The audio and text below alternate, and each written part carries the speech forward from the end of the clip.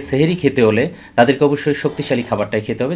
আমাদের দীর্ঘক্ষণ রোজা রাখার সূচনা হয় সেহরি খাওয়ার মাধ্যমে, তাই সেহরির খাবার হতে হবে উচ্চ পুষ্টিগুণ সম্পন্ন।